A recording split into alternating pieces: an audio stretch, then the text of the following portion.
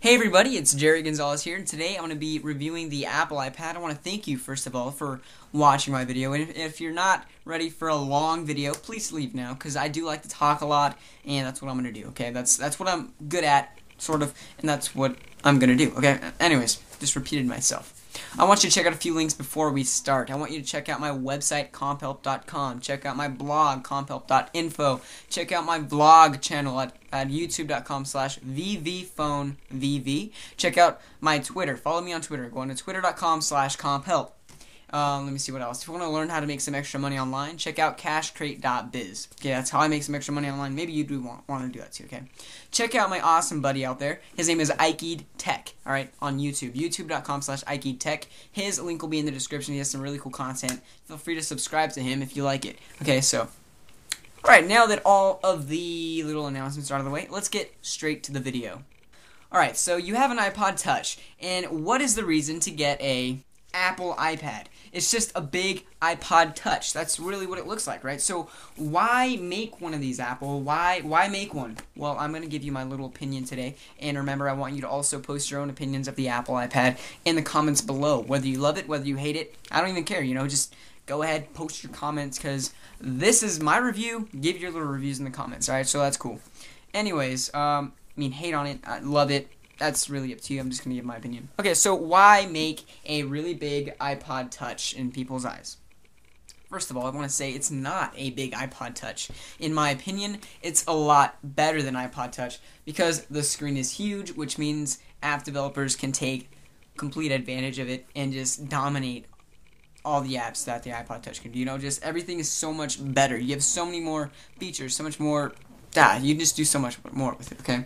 So that's what sets this apart from an iPod Touch. That, and of course you can't put it in your pocket and take off somewhere, which is a big negative to some people, and I'm going to go over that when I get to my pros and cons part of the video, which, as you saw in the paper, it's a lot, okay? That's going to be the main part of this video, the pros and cons, or cons and pros. I like to do it backwards. Okay, so anyways, before I go over what I think is bad and stuff, let me just go over the iPod itself. The iPad itself. Wow, I just called it an iPod. Well, you can use it as an iPod, I guess, but anyways, let's go over the iPad itself, what it looks like, and yada yada. You have a 9.7-inch screen here. It's really nice, like really good quality. You have the home button on the front, and that's basically what you have for the front.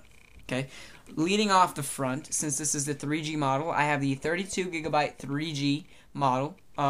This model actually ran me, be prepared, it ran me $800, okay? $800. But I have a little story to why I was able to buy one. Why I decided to take the dive to test it out, you know, to give you guys my opinion on it. Maybe it'll get you guys to buy one. I don't know.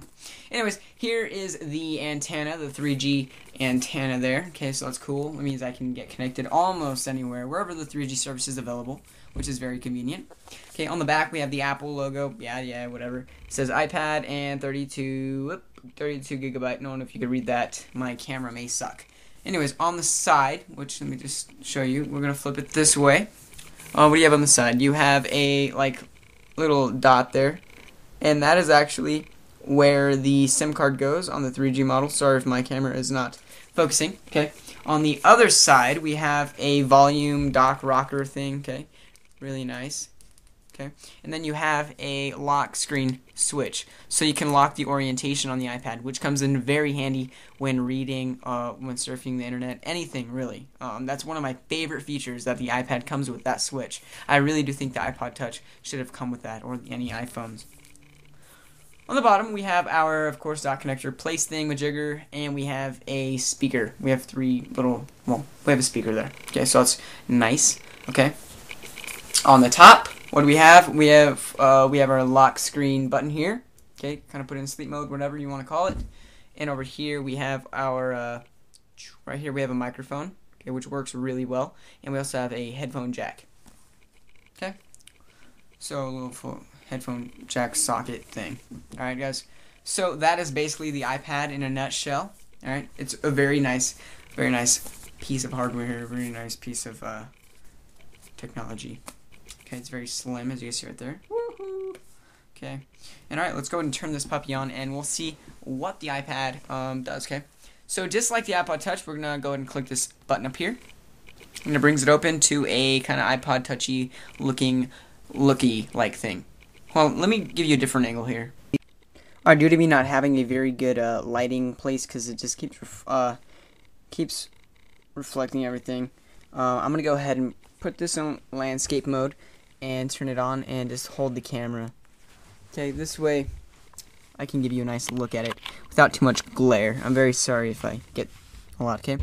So anyways, it looks just like the iPod Touch.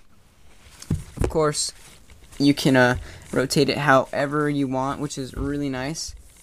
Okay, you get to personalize it how you want it. Okay, so I'm just going to go ahead and swipe it open here. And then I'm going to type in my password, which, oh my gosh, you now know what my password is. Wow. Okay. Anyways, this is that's the settings. But you get your home screen. Okay. Looks just like the iPod Touch or iPhone. It actually runs off the iPhone OS, so that's why it looks very similar. Okay. Alright, I don't know really what there's to show here. There's a show here, but you get your standard apps. First of all, you get the App Store, you get your notes, your pay. No, you don't get paid. Let me just go over that again. App Store, notes, videos, maps, photos, contacts, iTunes, iPod, calendar, mail, books. No books either. YouTube, Safari, and settings. That's basically what you get here. Let me take this off here. Okay. So, bring that down. Bring this one down. Whatever. Anyways, you get the basic apps, alright? Again, basic apps. And then you can buy you can buy apps, you can download free apps and stuff like that. I mean, you can get more into it if you want. But the thing about the iPad is that all the apps, they're pretty much rebuilt from the ground up to where you get to take advantage of the big screen. Alright, the big touchscreen. Alright, the App Store just looks awesome. It kind of looks like something you'd find on the computer. Okay. Man, I'm like all over the place here. Okay. Sorry if my camera doesn't focus in right. Okay, so you have like, what is this, the App Store? Okay, you can flick through these here. It's really nice, you know, of course, what's hot, release date. Alright, I don't want to spend too much time on all the standard stuff. I want to go over the pros and cons mostly. Notes is just notes, just really nice. And all these apps work in both orientations, so I mean, okay, so it's just notes. I mean, everything just has like extra features and stuff. Videos just looks nice and plays really nice. Okay, when you go to movies, pick your movie, and you can read about your movie there. Go to chapters if you want, then press play to automatically start playing.